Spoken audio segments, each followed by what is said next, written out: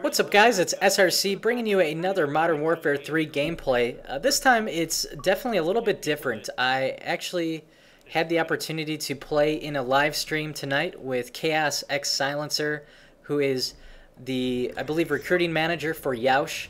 And, so I really appreciate getting the opportunity to do that. It was a ton of fun. And if you guys don't know, Chaosxsilencer is a pretty big YouTuber. He's a big part of Yeousch, which Yeousch is one of the larger content providers of gaming on YouTube, and they have a big community of people that are YouTube commentators or gamers, and they really put out a lot of good stuff. Their website is excellent. It's a really good source of information. Their forums are very good, and it's a great place for people in the YouTube community to get together and get some help on their channels and learn more about how to be a good director. And they do partnerships which allow directors to help get their content out there and get some exposure and be just a better contributor to the community. And so I've really been involved in that a lot lately, and it's something that I just recently discovered, and that's something that I'll probably be spending quite a bit more time on as I go forward here. So I'm going to go ahead and put a link in the description to Yeousch.com. If you guys want to check that out, definitely recommend that. And then the person that I'm playing here and the person's live stream, like I said, is Chaosxsilencer, and I will put a link to his channel as well. That he's really a great part of the community, and I really like the content that he puts out. He's really active with his subscribers, both through Twitter and Facebook and on YouTube. So definitely check that out. And then I'll put a link to the live stream as soon as that's posted. I just actually got off of that now, and so the link probably won't be up for a little while. But just check back, and I'll put that link in the description where you can actually go and watch this game and the others that I post from his perspective, because it's him playing. And so what he did is, during this live stream, he kind of had a contest or a challenge, if you will, to where anytime his team would lose the game, he would post a Modern Warfare 3 double XP code in the live stream chat. And so, us watching the stream, we wanted to, get that opportunity. And so what I did is I actually joined session on his game. He had a team made up of him and a couple of his friends, and then a couple of people from the live stream. And then me and one other person from the live stream joined session to play against them. And so our team is made up of me and one other person from that stream, and then 4 different just random players from the normal Call of Duty lobby. And so we were, I think, a little bit disadvantaged just because, obviously Chaos is good at this game, and his friends are probably pretty good at this game. And then anybody who's going to be active enough in Call of Duty to go and watch it on a live stream is probably going to be better than your average player. So, I felt we were going to be in for a fight, and it sure turned out that way. If you guys watch this game, it's a really close game, and it's pretty hard fought. And so when you see me play this, my strategy here is only to win the game. That's it. It's not to get kill streaks. It's not to camp anywhere. It's not to rush into their spawn and get kills. It's solely to get points and try and win this game. And unfortunately, we only had 2 people that actually had a mic, and it was just me and that person from the stream. And so trying to coordinate was a little bit difficult. It seemed like our teammates were just kind of running around doing their own thing, and the 2 of us were trying to coordinate this. So a lot of times it felt like it was 2 on 6, and that's, kind of shows a little bit from the score. But you'll see here, none of us on either team really put up a big score or have a great game. But, you can see it's definitely hard fought with how many times the flags change positions and how close the score is throughout the game and at the end. And so, I had a lot of fun playing it. I posted this because it was the first game that I played, and it turned out to be a loss. We did actually win the next game, and I also played some Black Ops as well with these guys. So if you're interested in seeing those games, just leave me a comment below in the description, and I'll go ahead and post those up here this week, because it's definitely pretty rare probably for him to lose. Like I said, he's a good player. He posts a lot of good content, and so it definitely just feels good to win a game against a good group of people. And so we've got that game here that I can post as well. And then there's also some Black Ops games that we played that included some search and destroy. And I'm, not a big search and destroy player. And I had some games that were good and some games that were really awful. But what I'll do is go ahead and post the link to this stream. So you guys, if you want to watch some of these from his perspective, you can do that and kind of get a head start on it. But, if you want to see the rest of those, I'll definitely post them. And so, the other thing I want to talk about, too, is just the YouTube community in general.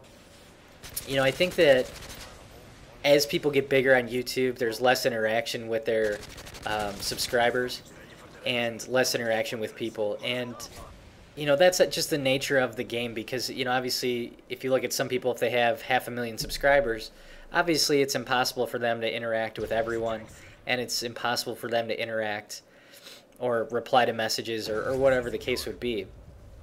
But what I've seen happen in the past is that YouTubers, when they get past a certain point, when they get a little bit too big to reply to everyone, they just stop replying to anybody. And, that's a real shame. Obviously nobody expects that somebody with a huge subscriber base is going to reply to them all the time. But to never get a reply, you feel a little bit disconnected. And that's one thing that I think live streaming has really done for the Call of Duty YouTube community, is it's really just brought people back together and allow people to get some interaction with their favorite YouTube commentators. People like Woody's Gamertag and Wings of Redemption, all those guys, and then Jimmy from, who's Chaosxsilencer. They start doing these live streams, and it really gets them more involved with their subscribers again. And I think that's just going to help the community altogether because, if you wanted to play with one of your favorite YouTube commentators, a few months ago, it probably wasn't going to happen. I mean, they just have normal people they play with. But the live stream has kind of brought a new angle to it. And so now you're seeing a lot of these commentators who, are willing to invite their subscribers into the game and invite people from the stream into their game. And it's just such a fun time. It's one thing to watch people's videos.